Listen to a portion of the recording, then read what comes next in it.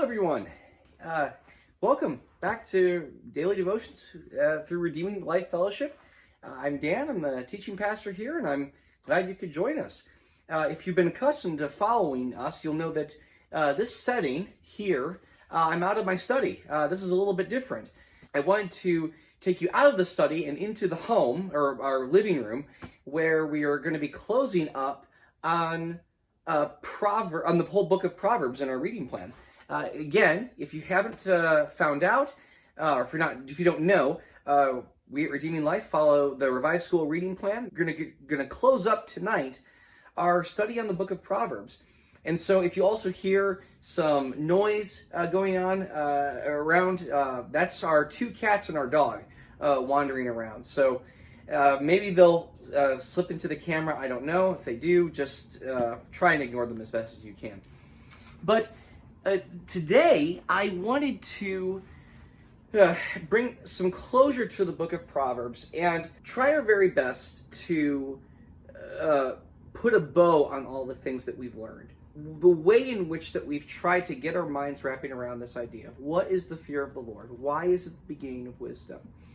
And it's interesting to me that how with Proverbs, the majority of them apparently come from the pen of Solomon, King Solomon, famously or infamously known as the wisest person who ever lived. But that with Proverbs, it actually closes in the end, of course, with the epilogue, the praise of a woman of wisdom, this ideal, hey Lambo, picture of a woman who is wise and how she's to be sort of praised among women because of her wisdom. Prior to that, you have this closing additions to the names not of King Solomon, but two other kings who we know next to nothing about. And that they're also not Israelite kings. So that the person who's speaking is not really speaking from within the context of what you would call revealed wisdom of God. That is, they're speaking from as outsiders of the covenant community of the people of Israel, but who, from the outside looking in, are seeing glimpses of God's wisdom reflected through the wisdom that's expressed from within the community, covenant people of God, the Israelites. That's a lot to say, but what I wanted us to do, what I wanted us to think about, to try and get our minds wrapping around this question, we're going to focus on Psalm 30, oh gosh, I'm going backwards, Proverbs 30, which is the, most of it, actually I think essentially all of it, is ascribed to King Agur, so not an Israelite king, but one who from the outside recognizes just how limited his scope of wisdom is, how insufficient his understanding is with regards to his tasks as a king. But he expresses a willingness and a desire not only for true wisdom, but true wisdom that comes from the knowledge of the living God. And so he'll say things like, I am the most ignorant of men. I do not have a man's understanding. I have not learned wisdom, nor have I knowledge of the Holy One. And then he goes on and talks echoes of Job, like, who has gone up to heaven and come down? Who has gathered up the wind in the hollow of his hands? Who has wrapped up the waters in his cloak? Who has established all the ends of the earth? So almost from the position of Job, he's looking at all of creation and thinking, wow, there is so much, indeed, that is just beyond my capacity for knowledge and understanding. And he's, even as a king, recognizing how little he is.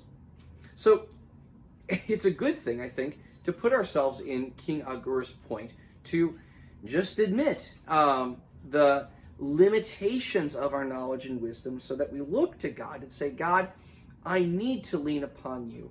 I need to begin with the fear of the Lord in order to have the sort of wisdom I need to make the right decisions, to desire the right things, to pursue the right things. But let's pause there and just think about this. If you could only ask from God, for two things, just two things, what would you ask him for?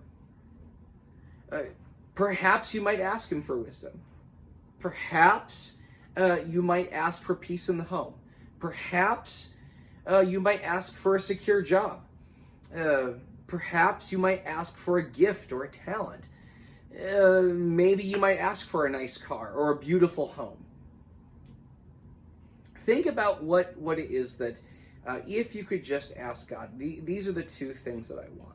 It's so difficult to get down to the bottom of saying, oh gosh, if it was only just two, what would I pick? Well, King Agur lists two different things, which I think are instructive for you and I as we sit down to think about how we're wrapping up Proverbs. And that is focusing on verses 7 through 9. Listen to this. Two things I ask of you, O Lord. Do not refuse me before I die. It's profound to my mind that from the outside looking in, he recognizes his distance and separation from God. But he's asking, there's almost maybe the faintest echo of the thief crucified next to Jesus on the cross. Lord, remember me in your kingdom. There's this echo, as it were, that say, God, I know that I'm not in a relationship with you now, but that if that thing isn't fixed, my wisdom, I can't go on without you, is essentially what he's saying. Yes, do not refuse me before I die. And here, keep falsehood and lies from me. Question, do you love the truth so much? Is the truth so important to you that if you could ask God to keep falsehood and lies away from you, that would be one of the most important things that you would ask him? Whatever the case, if there's anything that's a lie, that's a falsehood in your life or my life, that we would just say, God, I love the truth so much that I can't have this in my life, and I want you to take it as far away from me as possible. I think it's important that we share King Agur's not only attitude towards the truth, but his love of the truth very seriously. And here's what else he asks. So I guess it's technically three things. I think these are the two things that he's asking for before he dies. That is, give me neither poverty nor riches, but give me only my daily bread. Does that sound familiar?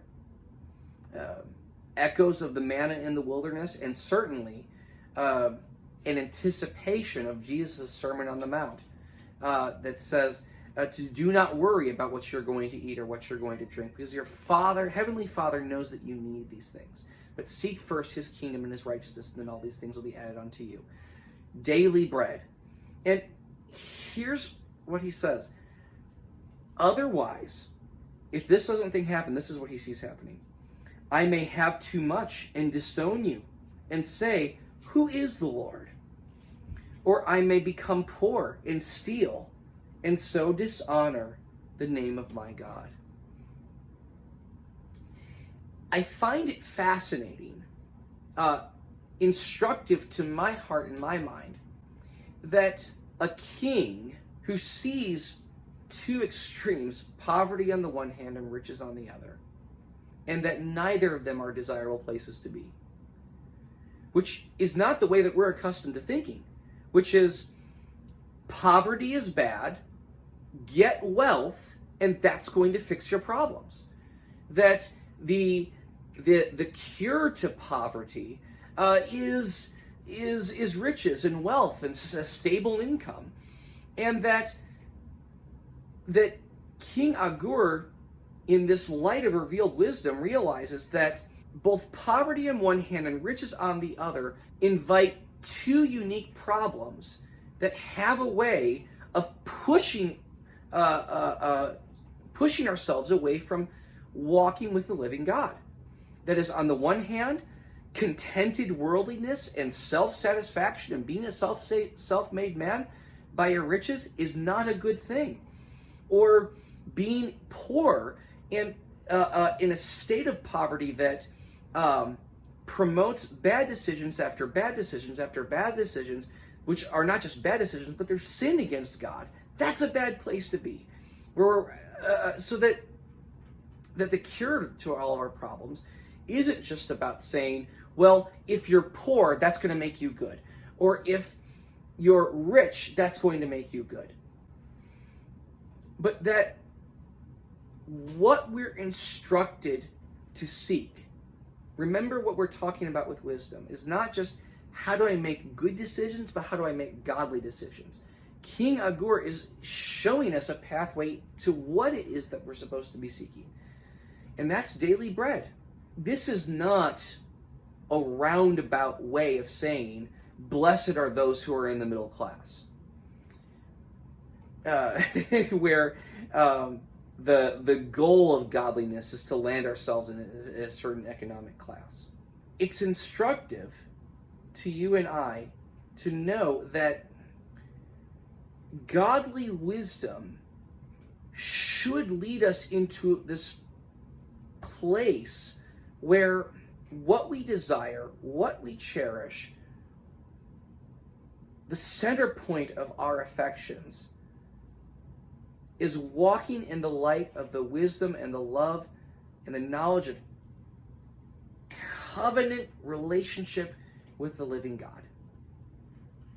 And that if that isn't the center point of our ambition and the sort of things that we seek, daily bread, walking with God in such a way to say, God, my wisdom can only go so far. It can lead me to these types of decisions. I need to depend upon you and your wisdom and your grace and your justice so that I can live rightly before you. That's a good place to be. Indeed, that's the best place to be.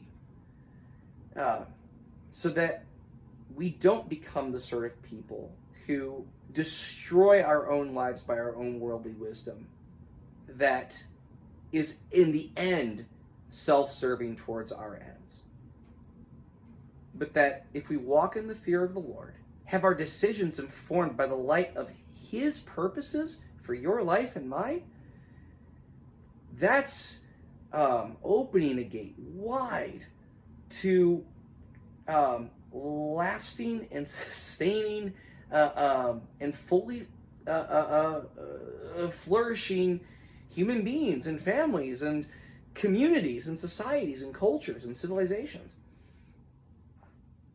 I want to be a part of that. I want to be the person from King Agur's vantage point who, it's like he's catching a glimpse of the light of the glory of God and saying, this is what I need more than anything else.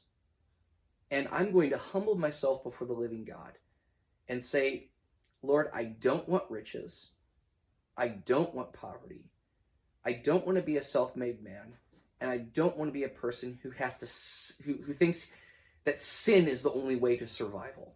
I want to, in the words of Jesus, seek you first in your kingdom, in your glory, and trust that you're going to be able to provide the rest.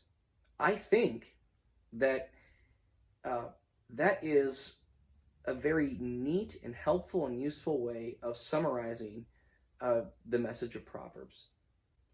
And that we would